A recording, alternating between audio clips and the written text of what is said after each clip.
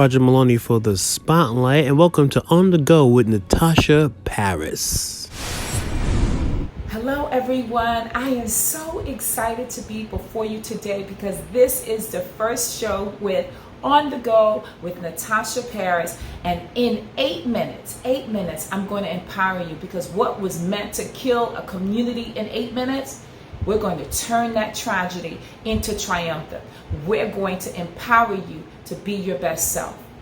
And today's topic is finding emotional strength and stability in the midst of unrest and protests. Okay, here we go. 4 points in 8 minutes as it relates to finding your emotional stability in the midst of unrest and protests. First point is this, and I have been guilty of this time and time again, but I have to consistently remind myself, do not turn on your news channel or go through your news feed on your phone or in social media first thing in the morning. Because what we know for sure is that the brain is most active the first 25 minutes to 45 minutes. And whatever you set your mind on first thing in the morning, you find that it kind of just starts your day off a little rocky, especially with what is going on in the world and looking at, the brutality and looking at what is happening in the world as it relates to unfairness and inequality. It can frustrate you. It can make you downright angry. And so it's so vital before you start your day to find a level of strength and peace, and that comes through meditation and prayer. The Bible talks about how God lives within us. And so it's so important, first thing in the morning, is to listen to his voice, to be silent, be quiet before you start your day off. Be in prayer, asking for a great day, thanking God for who and whose you belong to. And so when I say finding peace and tranquility, it comes through a level of prayer and meditation first thing in the morning before you go out there in the world.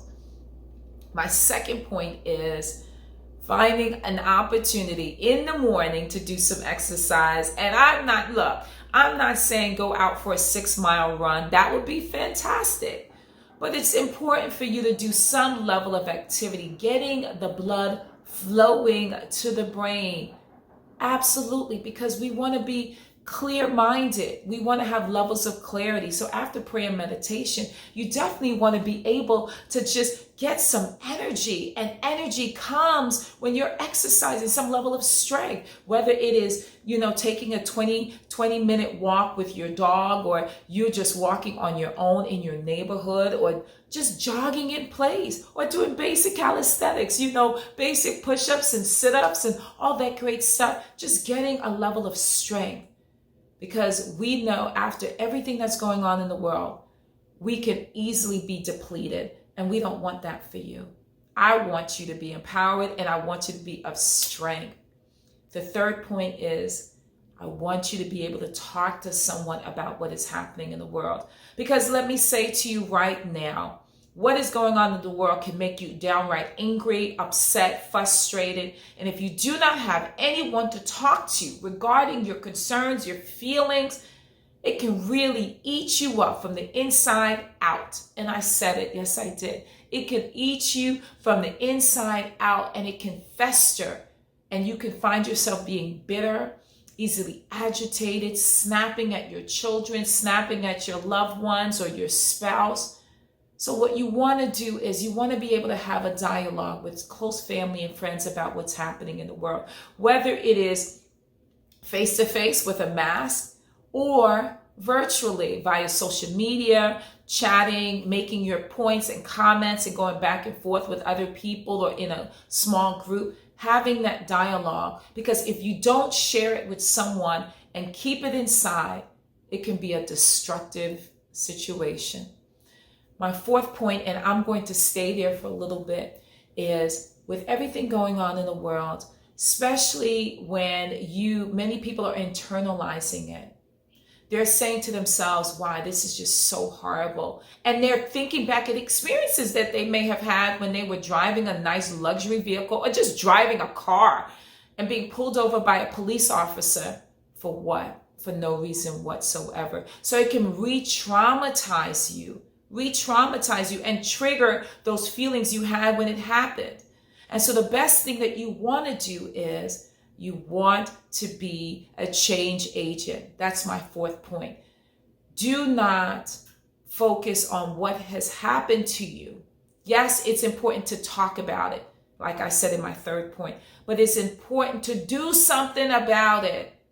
Don't focus on, because let me say this, when I've gone through my difficulties in my life, because we all have gone through it, and I've said it before, you're either in the valley of sadness and anger and anxiety and worry, or you're leaving the valley and you're like, hallelujah, oh my gosh, I'm so excited that this is over. It seemed like it was so long.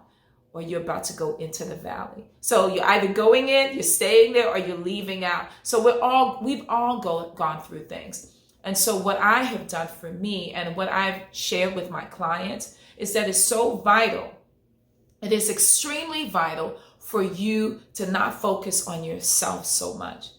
Take the focus off of you and place it on someone else. That is, especially during COVID-19, and so many people are unemployed. Go out, knock on your neighbor's door, ask them if they would love a plate of food because you just cooked yourself some food. Or going to, a homeless shelter with a mask, of course, and being available for them. Being available and present at the local protests and peace marches. Doing something about it, walking peacefully and having your signs and saying the chants of, no justice, no peace. Doing something to that effect. Or you could take it a step further and you can say, I'm going to do some missions work. I'm going to take the focus off of me. I'm going to go out to another country, and I've done it. I'm Haitian American, and I travel to Haiti quite often. And I travel to Haiti to support others in need. And it does me so much joy, and it makes me empowered. Because I'm like, I'm not focusing on me right now. I'm focusing on someone else. And when you do that and put trust in God that He has that, then you take away the opportunity to focus on that and maximize it. And you focus on what is going on in the world, being a change agent. Last point is this, and you may have some disagreements with me as it relates to that, but I've had many of my girlfriends and male friends who worked in predominantly white organizations, and those individuals who honestly don't know, non-African Americans, who come to them and say, look, I didn't know that this was the plight. I didn't know that this was as bad as it has been. I have questions. Do you honestly get pulled over when you're driving, either a luxury car or just a car, period? Yes. And they have questions. They want to know. They really want to know what happens and how do you feel? And I say, do not silence them. Have the dialogue, because you may be the only African American person that they feel comfortable enough having that dialogue or being able to ask and pose those questions. So be an agent of change. Focus on what is going on in the world by being a person of action. And so today on The Go with Natasha Paris, my job is to empower you to be your best self, to become your best version of yourself. Because if you are starting your day with meditation and prayer, a level of exercise, and not, keeping it bottled up inside and sharing it with other people and being an agent of change, I promise you, you will become your best self. In addition to all the other episodes that I'll be bringing to you, but this is one step in the right direction. So I am Natasha Paris, and I am delighted to be your level of support virtually. I would ask that you just follow me and share this information, share, because you never know who might be able to receive this and who you can make a difference in their lives by just sharing this information. So again, I'm Natasha Paris. Share at the bottom of your screen. And I promise you, we will make a change together, because it takes more than one to do a great thing. Have a good one. Talk to you soon and see you at the next episode of On the Go with Natasha Paris. This is Roger Malay for the Spotlight, and you've been listening to On the Go with Natasha Paris. Tune in for more shows coming soon.